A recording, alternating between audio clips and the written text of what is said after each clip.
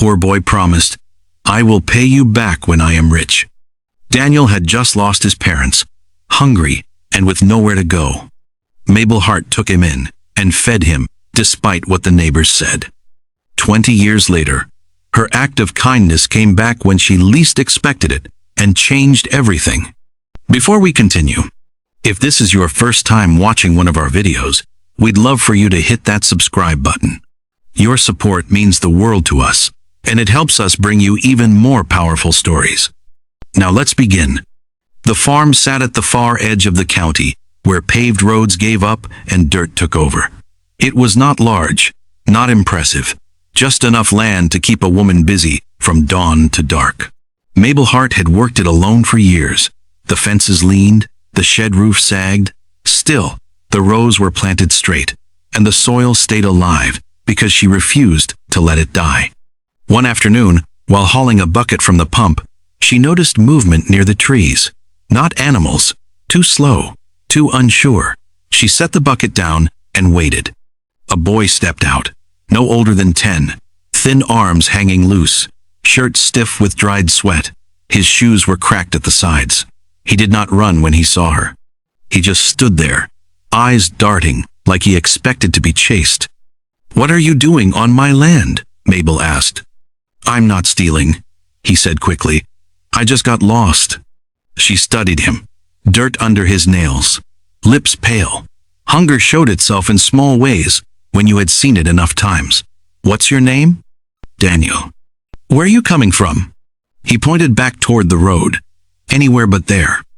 She did not press. She told him to sit on the porch while she finished her work. When she came back, she placed a plate in front of him. Beans, cornbread, nothing fancy. Daniel ate like someone afraid the food might disappear if he slowed down.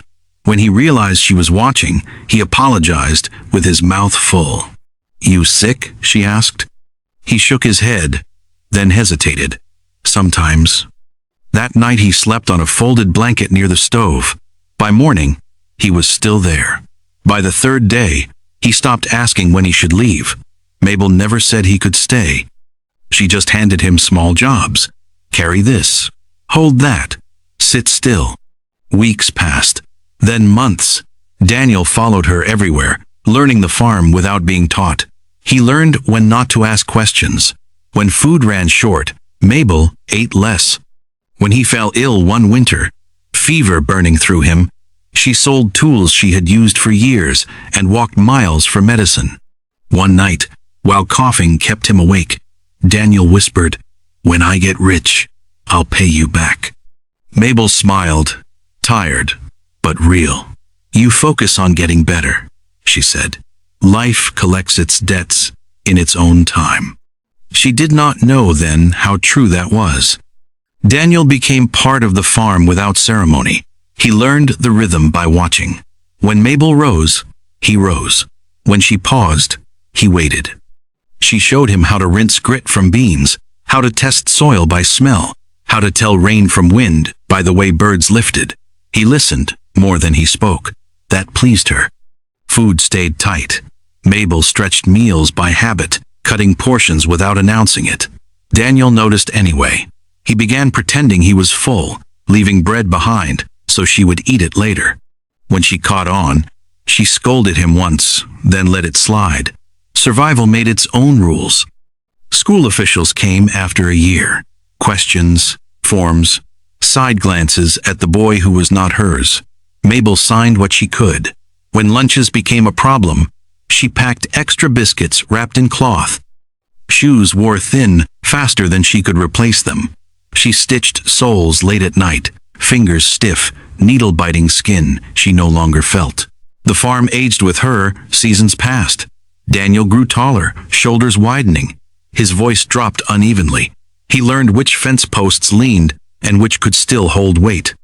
He learned where the ground flooded first and where corn survived longest. The land raised him as much as she did. People talked, quietly, at the store, at church. Some called her kind, others called her foolish. No one offered help. Mabel learned to read meaning in pauses, in smiles that did not reach eyes. She kept working.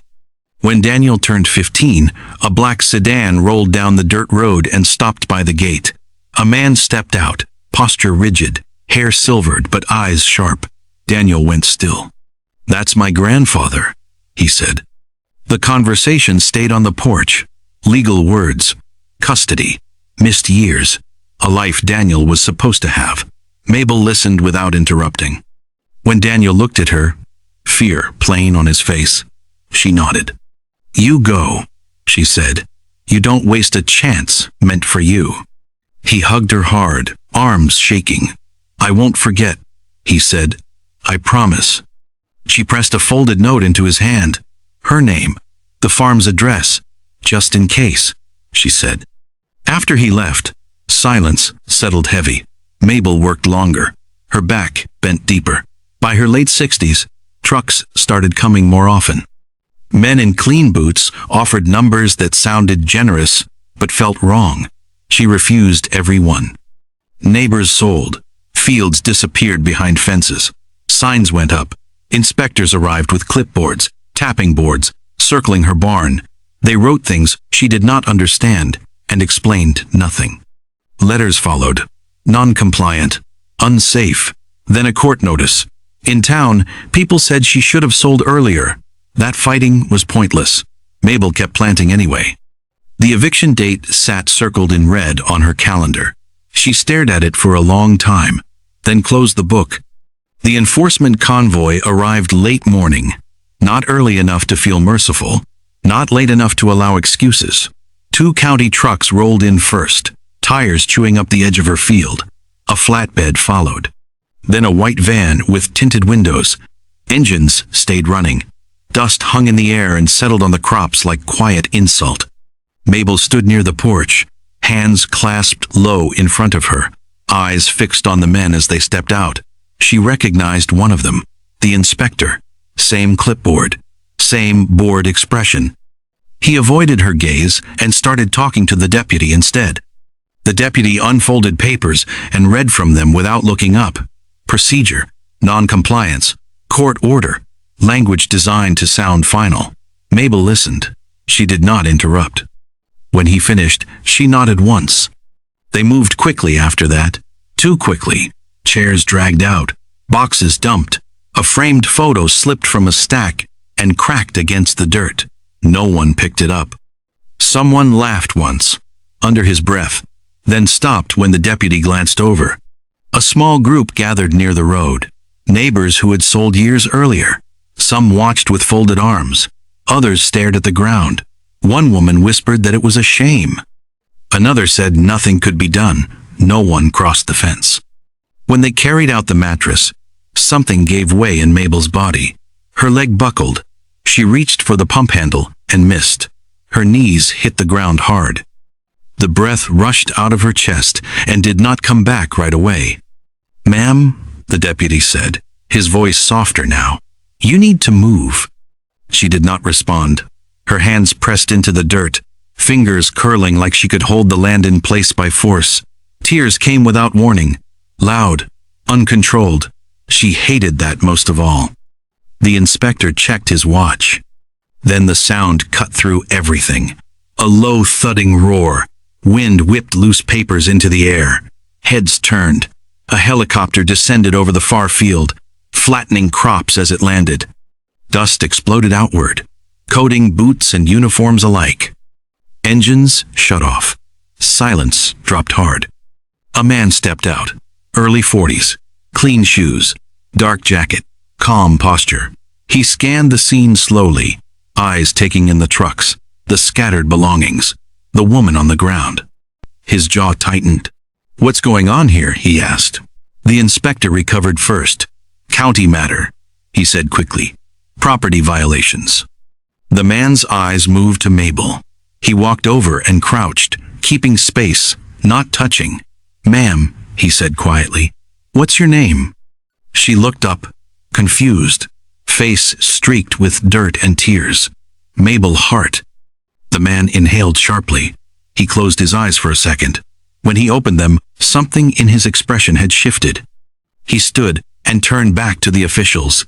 "Stop," he said. right now. You don't have authority, the inspector began. I do, the man replied. He pulled out his phone. Because my company owns the surrounding development. Because these inspection reports are forged. And because this land is protected under filings you never checked. He looked back at Mabel. His voice dropped. It's Daniel. The name did not register at first. Mabel stared at him, blinking like her eyes were not working right. The dust, the noise, the ache in her knees. Daniel was a memory, a thin boy on a porch. Not a man standing in front of her, with a helicopter cooling behind him. You don't need to say anything, he said quickly, reading the confusion on her face. He offered his hand. She hesitated, then took it. His grip was steady, stronger than she expected. He helped her to her feet and guided her to the porch step before turning back to the others. The inspector tried to speak again, words spilling faster now. Daniel cut him off by raising one finger. Not angry, just final. He made a call and put it on speaker. Send the compliance files tied to parcel 17B, he said. Now. Phones came out around the yard. The deputy shifted his weight, suddenly unsure. Within minutes, documents loaded onto Daniel's screen. He scrolled in silence, jaw set. Then he turned the phone so the deputy could see. These signatures are copied, Daniel said. These inspection dates overlap days your office was closed. This court filing references a zoning change that never passed. The inspector's face drained of color. There must be a mistake. There is, Daniel replied, and it is criminal. He made another call, then another. Names were mentioned that made the deputy straighten. Federal oversight, independent auditors, an injunction request filed in real time. The eviction order was frozen before anyone fully understood how. Neighbors crept closer. Whispers grew louder. Someone asked who the man was. Someone else said his company had just taken over half the regional contracts. Phones lifted. Photos snapped. Daniel turned back to Mabel. I was already in the area, he said quietly. My firm was reviewing land use for the new corridor. I saw the parcel number. It stuck. He paused. I did not expect to find you like this. Her hands shook. I didn't sell, she said, like she needed him to know that first. They wanted me to. I didn't. I know, he said. That is why they